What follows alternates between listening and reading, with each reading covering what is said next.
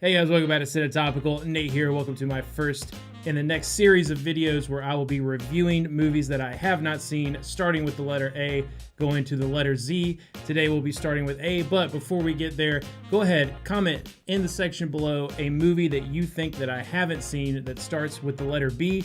If I have seen it already, I'll leave you a short reply on what I think about that film.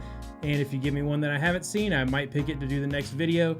But today we're going to do the letter A, starting with 2012's Best Picture winner, Argo.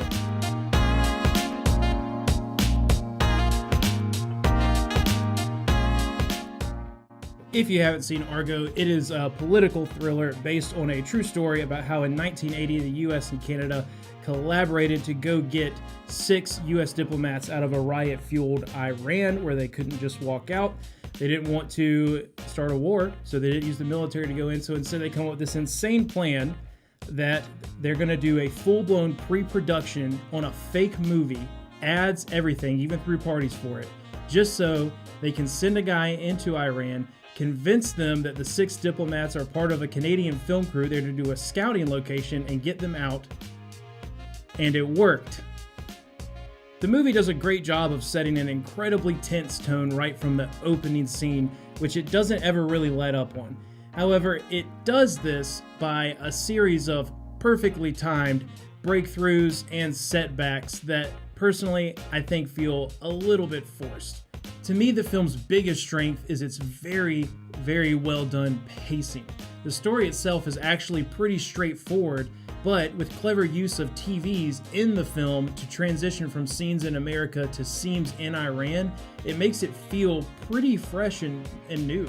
John Goodman's portrayal of real life acclaimed, and because of this operation, very well decorated makeup artist John Chambers and Alan Arkin's fictional producer provide an excellent tension relief. It's the perfect amount of comedy. It's never like slapstick or in your face because this is a pretty serious movie, but how snarky they are with each other and getting to watch producers con each other out of things is incredibly interesting, and I absolutely love the Hollywood aspect of this film. Despite being pretty formulaic and lots of just too convenient roller coaster tension acts, Argo is very good.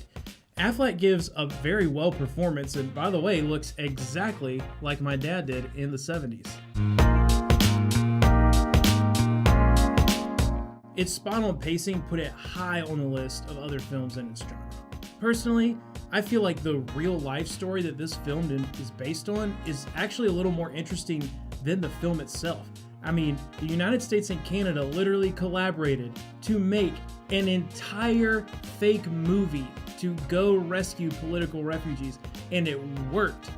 That is insane. And when you throw in the fact that I did some reading on the actual story, in real life, it went off without much complication, which to me makes that even more badass than the hurdle-ridden film we get, but that would make for a much shorter, much less tense film, so I get it. The reason I picked Argo for my A movie was because it won Best Picture and I'd never seen it before. Going back and looking at other films that came out that year, Moonrise Kingdom, The Master, Lincoln, Zero Dark 30, Silver Linings Playbook, Django Unchained.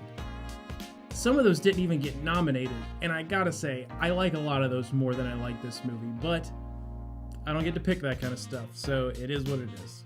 All that being said, Argo was definitely worth the watch. It definitely gives you exactly what you're looking for from your stereotypical political thriller, but with great acting, an insane premise to base it off of, and incredibly well pacing. It definitely puts it at a higher tier than a lot of other political thrillers, and I would definitely recommend you check it out.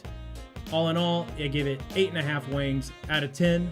Thanks so much for watching Cinetopical, guys. Don't forget to like, comment, hit the share button, and subscribe. It's not a game, it's a rich thing.